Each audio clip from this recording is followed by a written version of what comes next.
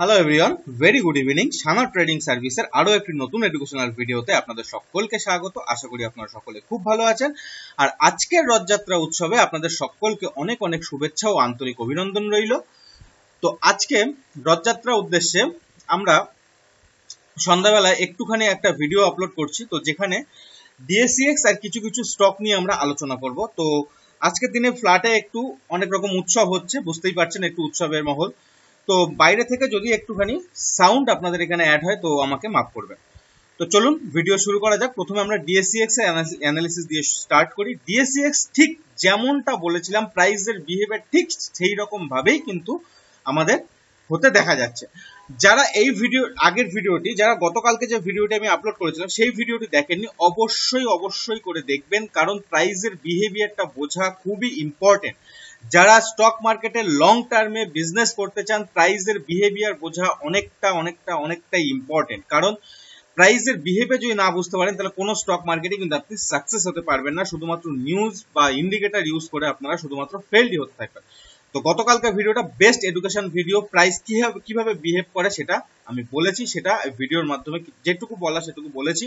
তো অবশ্যই সেই ভিডিওটা দেখবেন আর প্রতিটা ভিডিওই দেখবেন, কারণ প্রতিটা ভিডিও কিন্তু এডুকেশনাল ভিডিও। তো ডিএসিএক্স এখন কি বলতে চাইছে, ডিএসিএক্স আমি গতকালকেই বলেছিলাম যে এখানে যদি 61% মানে 6630 এই লেভেলের ওপরে যদি ক্যান্ডেলের বডির ক্লোজিং হয় তাহলেই প্রাইস এখান থেকে এই লেভেল অবধি যাবে, মানে 6380 এই লেভেল অবধি যাবে। কিন্তু যদি ক্যান্ডেলের বডি 6330 এর ওপরে ক্লোজিং হতে না পারে তাহলে এগেইন প্রাইস আবার এখানে একটা ডবল বটম করতে আসতে পারে। তো এখন ঠিক প্রাইসের বিহেভিয়ার ঠিক সেই রকমই হয়েছে। আজকের হাই ছিল 6326, 6325.90, মানে অলমোস্ট 6326, মানে 4 পয়েন্ট দূরে ছিল 6330। তো ঠিক এখান থেকেই দেখ 61% থেকেই প্রাইস কিন্তু এখান থেকে একটা সেলিং ক্যান্ডেল একটা করেছে। কিন্তু তার মানে এটাও নয় যে এখান থেকে প্রাইস আবার কন্টিনিউ সেলের দিকে চলে যাবে, এটা কিন্তু একদমই নয়। তার নিচে এইখানে একটা স্ট্রং সাপোর্ট কিন্তু রয়েছে 6250। এখন প্রাইস এখান থেকে দুদিনের একটা ইনডিসিশন বা দোজি ক্যান্ডেল করে উপরের দিকে গেছিল, গিয়ে আবার প্রাইসের একটা সেকেন্ড অ্যাটেম্প্ট, এটা হচ্ছে সেকেন্ড অ্যাটেম্পটে এখানে একটা ডবল বটম ক্রিয়েট করতে পারে। ডবল বটম ক্রিয়েট করার পর প্রাইস এখান থেকে ধীরে একটা রেঞ্জ ক্রিয়েট করতে উপরের দিকে যাবে। এইরকমটা একদমই নয় যে প্রাইস পুরোপুরি আপ ট্রেন্ডে রয়েছে, বা এরকমটা একদমই নয় প্রাইস পুরোপুরি ডাউন ট্রেন্ডে রয়েছে। প্রাইস একটা নিজের রেঞ্জ ক্রিয়েট করে নিয়েছে, সেই রেঞ্জের মধ্যেই প্রাইস ঘোরাফেরা করছে। যেটার মেক অর ব্রেক লাইন হচ্ছে এটা, মানে 6310, আর নিচের দিকে সাপোর্ট হচ্ছে 6250। এই লেভেলের মধ্যেই কিন্তু প্রাইস ঘোরাঘুরি করছে। এই লেভেল আস্তে এই লেভেলে এখনো কয়েকটা দিন হয়তো কনসলিডেশন করবে। কনসলিডেশন করার পর প্রাইস আস্তে উপরের দিকে যাবে। তারপরে প্রাইসের যে স্ট্রং রেঞ্জটা সেটা তো সকলেই জানেন আপনারা, 6420 লেভেলে।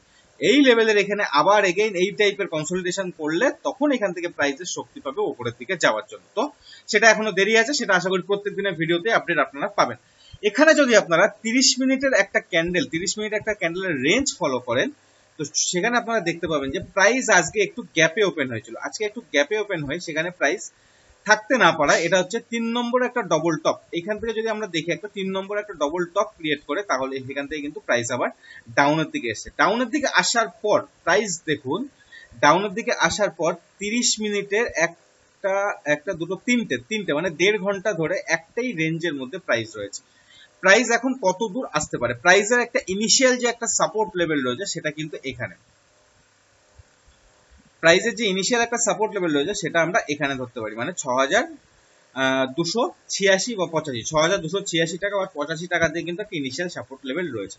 তো আগামীকালকে প্রাইস এইরকম করতে পারে যে প্রাইস এখান থেকে আরো একটু এই লেভেলটা, এই যে তিনটে যে রেঞ্জ ক্রিয়েট করেছে, এই রেঞ্জটা ক্রিয়েট করার পর এখান থেকে একটা ব্রেকডাউন দিতে পারে। ব্রেকডাউন দিলে এখান থেকে কিন্তু 6386 এই লেভেল অবধিও কিন্তু আসতে পারে। 6386 থেকে 6386 থেকে 6390 এই একটা রেঞ্জ ক্রিয়েট করেছে। কারণ এই রেঞ্জটা কেন ক্রিয়েট করেছে, এই রেঞ্জের উপরেই এখান থেকেই প্রাইস ব্রেকআউট করে প্রাইস উপরে দিয়ে গেছিল। আবার এখান থেকে ডবল বটম করতে যে প্রাইসকে আবার সেম রেঞ্জে আসতে হবে এরকমটা কিন্তু কখনোই নয়। এই রেঞ্জের ব্রেকআউট করেছিল, তো এই রেঞ্জে এখানে এসে কয়েকটা কনসলিডেশন করে এই টাইপের কয়েকটা কনসলিডেশন জোনের মধ্যে দিয়ে প্রাইস এখান থেকে 30 মিনিটের ক্যান্ডেল যখনই আবার আপ হওয়া শুরু হবে তখনই কিন্তু প্রাইস আবার আস্তে উপরের দিকে যাওয়া স্টার্ট করবে। তো এই রেঞ্জটা কালকের জন্য একটা ইনিশিয়াল একটা সাপোর্ট থাকবে 6285 থেকে 6290। তো খেয়াল রাখবেন এই রেঞ্জে প্রাইস কিভাবে বিহেভ করছে। যদি দেখেন যে এখানে প্রাইস এসে অ্যাজ এ সাপোর্ট নেওয়ার চেষ্টা করছে, অ্যাজ এ সাপোর্ট নিচ্ছে, তাহলে এখান থেকে প্রাইস আবার একটু করে উপরের দিকে অগ্রসর হতে স্টার্ট করবে। এখন প্রাইস যেখানে রয়েছে, এখন প্রাইস আপনার মেক অর ব্রেক লেভেলের যে রেজিস্ট্যান্স লেভেলটা ছিল, এবার ওয়ান ডে ক্যান্ডেল চলে যায়, মেক অর ব্রেক লেভেলের যে রেজিস্ট্যান্স লেভেলটা ছিল সেই রেঞ্জের মধ্যেই এখন প্রাইস রয়েছে। তো আমার মনে হয় প্রাইস আর একটু নিচে আসতে পারে, প্রাইস এই রেঞ্জের থেকে নিচে এসে এইখানে সাপোর্ট নিতে পারে, সাপোর্ট নিয়ে প্রাইস আবার এগেন আস্তে আস্তে আস্তে আস্তে উপরের দিকে যেতে পারে।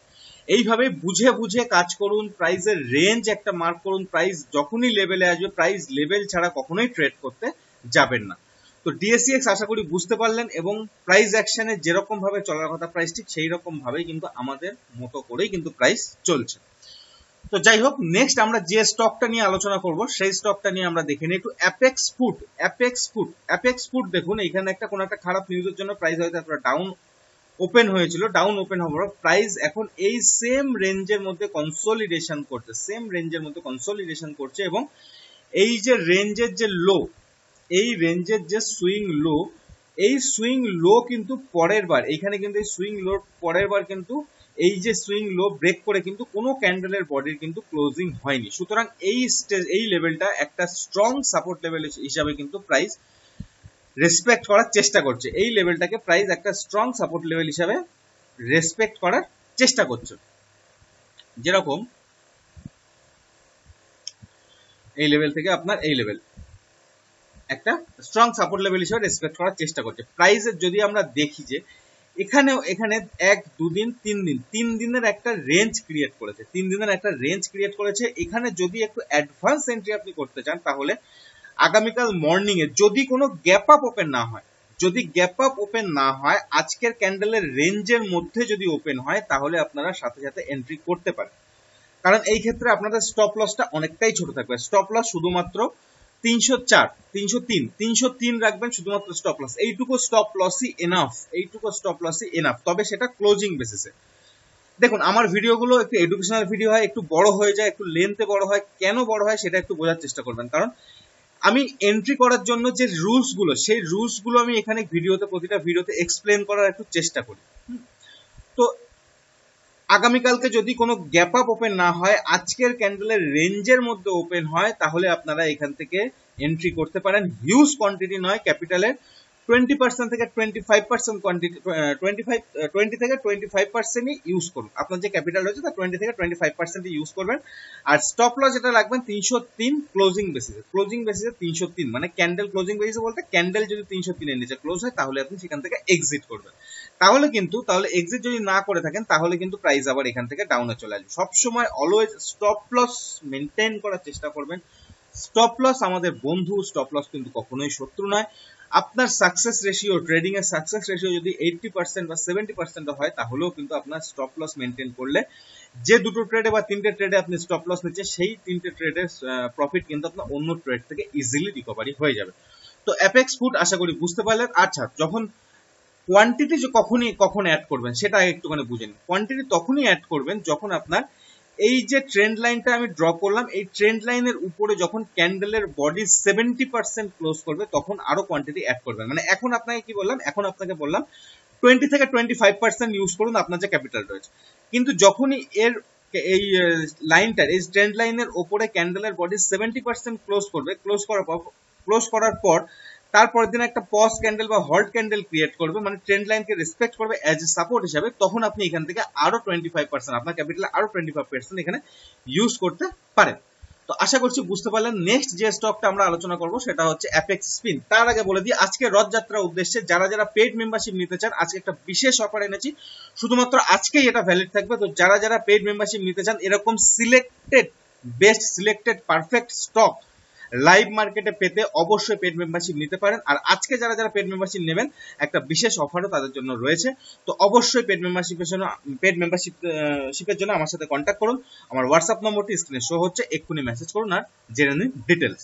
তো চলুন অ্যাপেক্স স্পিন নিয়ে আমরা আলোচনা করি। অ্যাপেক্স স্পিন আগেও আমরা আলোচনা করেছি, তার এখনো আমরা আলোচনা করব। কেন আলোচনা করব তার কারণ হচ্ছে অ্যাপেক্স স্পিনের যে সাপোর্ট লেভেল ছিল, যে স্ট্রং সাপোর্ট লেভেল ছিল, সেই সাপোর্ট লেভেলের উপরেই প্রাইস সাবস্টেন হওয়ার চেষ্টা করেছে এবং এখানে সুন্দর একটা ডবল বটমও ক্রিয়েট করেছে। অ্যাকচুয়ালি বাইরে এত আওয়াজ হচ্ছে, সেই জন্য আমাকে অনেকটা চিল্লে চিল্লে বলতে হচ্ছে, বাইরে খুব মিউজিক হচ্ছে। তো যাই হোক, সেই জন্য একটু ভুল ভালো হয়ে যাচ্ছে হয়তো, তো যাই হোক ক্ষমা করবেন। তো অ্যাপেক্স স্পিন নিয়ে যেটা বলছিলাম, অ্যাপেক্স স্পিন দেখুন এইখানে সুন্দর এখানে একটা ব্রেকআউট করেছিল। ব্রেকআউট করার পর ফার্স্ট অ্যাটেম্প্ট অলওয়েজ ফেক হয়, এটা আপনারা সকলেই জানেন এখন। তো সেকেন্ড অ্যাটেম্প্টে প্রাইস এখানে এসেছিল, আসার পর প্রাইস এখানে একটা কি ডবল বটম ক্রিয়েট করেছিল, এটা হচ্ছে 2 number double bottom. Double bottom create করার পর আমরা যদি এখানে একটা ট্রেন্ড লাইন বা একটা স্টেপার লাইন যদি ড্র করে দেখি, তো আমরা দেখবো যে ক্যান্ডেলের বডি 70% এই স্টেপার লাইনের ওপরেই কিন্তু ক্লোজ হয়েছে। ক্যান্ডেলের বডি 70% কি স্টেপার লাইনের ওপরেই কিন্তু ক্লোজ হয়েছে। ক্লোজ করলেও আমি তারপরের দিন অ্যাপেক্স স্পিনের ভিডিওটা যারা দেখেননি, সেটা প্রতিটি ভিডিওই আপনারা দেখার চেষ্টা করুন, আমি বলবো। তারপরের দিন একটা পজ ক্যান্ডেল করেছিল, তারপরের দিন একটা রেঞ্জ ক্যান্ডেল করেছিল, রেঞ্জ ক্যান্ডেল করার পর প্রাইস আজকে একটা ব্রেকআউট ক্যান্ডেল করেছে, এগেইন একটা মানে রিটেস্ট ক্যান্ডেল, এটা হচ্ছে রিটেস্ট ক্যান্ডেল, এটা কমপ্লিট করলো। এইবার যারা যারা এন্ট্রি করতে চান করতে পারেন। এই যে আজকের ক্যান্ডেলের যে সুইং লোটা ছিল, জাস্ট এটাই স্টপ লস, আর কোনো বেশি স্টপ লস রাখার দরকার নেই। এই জন্যই এই পজ ক্যান্ডেল বা রিটেস্ট ক্যান্ডেলের ইম্পর্টেন্স, মানে এইগুলোর ইম্পর্টেন্স কেন, কারণ আমরা স্টপ লসটাকে মিনিমাইজ করার চেষ্টা করি, আর রিওয়ার্ডটাকে যাতে বেশি পাওয়া যায় সেটাই আমরা চেষ্টা করি। তো যাই হোক, যারা যারা এন্ট্রি করতে চান অবশ্যই করতে পারেন। আপনাদের যে টার্গেট থাকবে, অ্যাটলিস্ট প্রথম 50% এর টার্গেট আপনারা 150 তে, প্রথম 50% আপনারা 150 তে বুক করবেন। আর যদি একটানা যদি প্রাইস যদি হল্টের দিকে যায়, তো আপনারা ফাইনাল টার্গেট এটাই রাখতে পারেন 155 আপনাদের ফাইনাল টার্গেট থাকবে। তো নেক্সট যে স্টকটা আমরা আজকে আলোচনা করবো সেটা হচ্ছে বিডি ওয়েল্ডিং। বিডি ওয়েল্ডিং আর অ্যাপেক্স স্পিনের সাথে কোথায় মিল সেটা একটু দেখার চেষ্টা করুন। আর বিডি ওয়েল্ডিং এ যদি আমরা ফলো করে দেখি, বিডি ওয়েল্ডিং কিন্তু একটা মার্কেট স্ট্রাকচার যদি ফলো করি, তাহলে বিডি ওয়েল্ডিং কিন্তু এই যে রেঞ্জ মানে প্রাইজের যে সাপোর্ট লেভেল, প্রাইজের যে সাপোর্ট এরিয়া, সেটা হচ্ছে এটা প্রাইজের সাপোর্ট এরিয়া, কিন্তু এটা এই লেভেলের উপরেই কিন্তু প্রাইস দীর্ঘদিন একই রেঞ্জের মধ্যে কনসলিডেশন করছে। আর উপরের দিকে যদি রেঞ্জ আপনারা আইডেন্টিফাই করতে চান, তাহলে উপরের দিকে রেঞ্জ আমি এক্ষুনি ড্র করে দিচ্ছি। এই একটা রেঞ্জ আছে, একটা রেজিস্ট্যান্স লেভেল আছে, আর আছে আপনার এই একটা রেজিস্ট্যান্স লেভেল। এই লেভেলগুলো যখনই ব্রেকআউট করবে, এই লেভেলগুলো যখন ব্রেকআউট হবে, তখন এখান থেকে তার উপরে যে নেক্সট টার্গেট থাকবে, তার উপরে এটা নেক্সট টার্গেট থাকবে। তো এখানে এখন প্রাইস কিন্তু লং টার্মেও কিন্তু একটা রেঞ্জ বাউন্ড মার্কেটের মধ্যে রয়েছে, লং টার্ম বা মিডিয়াম টার্মে রেঞ্জ বাউন্ড মার্কেটের মধ্যে রয়েছে। রেঞ্জ বাউন্ড মার্কেটের মধ্যে থাকার পরেও প্রাইস বটমে, এখন কিন্তু প্রাইস বটমে রয়েছে, ঠিক অ্যাপেক্স স্পিনে ঠিক যেমনটা হয়েছিল। এখান থেকে যদি একটা স্টেপার লাইন যদি ড্র করে দেখেন, তো একটা ক্যান্ডেলের বডির কিন্তু 70% না 100% এর উপরে ক্লোজ করেছে। কিন্তু ঠিক অ্যাপেক্স স্পিনের মতো এরকম একটা পজ ক্যান্ডেল বা হল্ট ক্যান্ডেল দরকার। যখনই এরকম একটা পজ ক্যান্ডেল বা হল্ট ক্যান্ডেল করবে, তার পরের দিন যদি এরকম টাইপের কোনো ক্যান্ডেল ক্রিয়েট করে, লাস্ট মোমেন্টে আপনারা অবশ্যই এন্ট্রি করতে পারেন। এখানে যে ক্যান্ডেলটা পজ ক্যান্ডেল বা তারপরে যে ব্রেকআউট ক্যান্ডেলটা হবে, সেই ব্রেকআউট ক্যান্ডেলে শুধুমাত্র লোটাই স্টপ লস রাখবেন, আর প্রথম যে টার্গেট ইজিলি আপনার 27 টাকা 60 পয়সা রাখতে পারেন। এইভাবে বুঝে আমি প্রতিটা স্টকই যখনই প্রোভাইড করি না কেন, কিভাবে এন্ট্রি করবেন তার রুলস গুলো আমি বলার চেষ্টা করি। আপনারা হয়তো অনেকে ফুল ভিডিও ওয়াচ করেন না, সেই জন্যই এটা দিয়েছে দেখেই আপনার সাথে এন্ট্রি করেন। কিন্তু না, এন্ট্রি করার জন্য কতগুলো রুলস রয়েছে, সেই রুলস গুলো আগে ফলো করতে হবে। আমি যেটুকু ভিডিওতে বলতে পারি সেইটুকু আমি ভিডিওতে বলার চেষ্টা করি। সেই রুলস গুলো যখনই কমপ্লিট করবো, তখনই কিন্তু আপনারা এন্ট্রি করতে পারবেন। গতকালকে আমরা লাইফ ইন্স্যুরেন্স সেক্টর নিয়ে আলোচনা করেছিলাম। আপনারা নিজেরা দেখে নিন প্রাইসের বিহেভিয়ার কিভাবে চলে, প্রাইসের মুভমেন্ট কিভাবে হয়। তো এইভাবে প্রতিটি ভিডিও ভালোভাবে ওয়াচ করার চেষ্টা করুন। আর যারা যারা শিখতে চান, তারা প্রাইস এখানে শিখতে পারেন। ওয়েবসাইটের লিঙ্কটি আমি ভিডিও ডেসক্রিপশন আর কমেন্ট বক্সে দিয়ে দেবো।